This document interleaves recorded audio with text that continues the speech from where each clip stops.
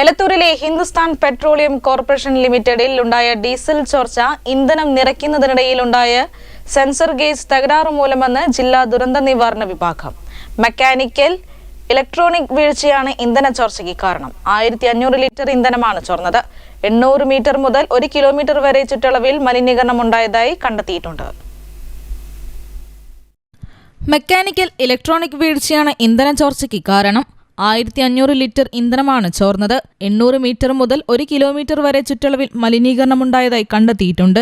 Revenue, ആരോഗ്യ വിഭാഗം, മലിനീകരണ നിയന്ത്രണ ബോർഡ്, അഗ്നിശമന സേന, factories and boilers, Kozhikode corporation എന്നീ 6 വിഭാഗങ്ങളെ ഉൾപ്പെടുത്തി രൂപീകരിച്ച ഉന്നതതല സമിതി സ്ഥിതിഗതികൾ വിലയിരുത്തുന്നതിനായി വനം വന്യജീവി വകുപ്പ് മന്ത്രി A.K. ശശീന്ദ്രൻ അറിയിച്ചു. ജില്ലാ കലക്ടർ കമ്മിറ്റിയുടെ പ്രവർത്തനം കൃത്യമായി അവലോകനം ചെയ്യുന്നുണ്ട്.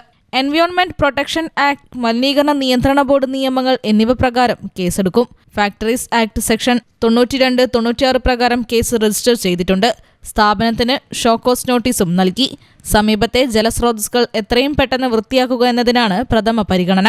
പ്രത്യേക ഓയിൽ ഡിസ്പെൻസർ ലിക്വിഡ് ഉപയോഗിച്ച് ജലത്തിലെ മാലിന്യം നീക്കാനുള്ള നടപടി സ്വീകരിച്ചു. സമീപവാസികൾ ആരോഗ്യ പ്രശ്നങ്ങൾ നേരിടുകയാണെങ്കിൽ പരിഹരിക്കാൻ പ്രത്യേക മെഡിക്കൽ സംഘത്തെ നിയോഗിച്ചു. ആരോഗ്യവകുപ്പ് ഉദ്യോഗസ്ഥർ വീടുകൾ സന്ദർശിച്ച് ജനങ്ങളുടെ ആരോഗ്യാവസ്ഥ വിലയിരുത്തിയിട്ടുണ്ട്. ഉന്നതതല സമിതിയിലെ ഉദ്യോഗസ്ഥ സംഘം വ്യാഴാഴ്ചയും വെള്ളിയാഴ്ചയും സ്ഥലം സന്ദർശിച്ച് കാര്യങ്ങൾ വിലയിരുത്തി. HPCL അധികൃതരുമായി ജില്ലാ കലക്ടർ സ്നേഹിൽ കുമാർ സിംഗ് ചർച്ച നടത്തി.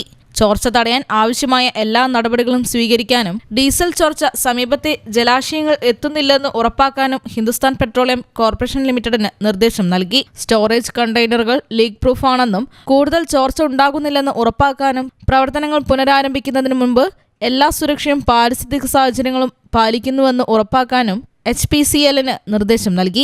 ഇൻസ്ട്രുമെന്റേഷൻ സിസ്റ്റത്തിന്റെ സാങ്കേതിക തകരാർ മൂലം ടാങ്ക് നിറഞ്ഞ് മാൻഹോളിലൂടെ പുറത്തേക്ക് ഒഴുകുകയായിരുന്നുവെന്നാണ് HPCL അറിയിച്ചത്. ഡീസലും വെള്ളവും ചേർന്ന് 10,000-ഓളം ലിറ്റർ ടാങ്കറിലും ഡ്രമ്മിലുമായി സുരക്ഷിത സ്ഥലത്തേക്ക് മാറ്റിയിട്ടുണ്ട്. News bureau, Kozhikode.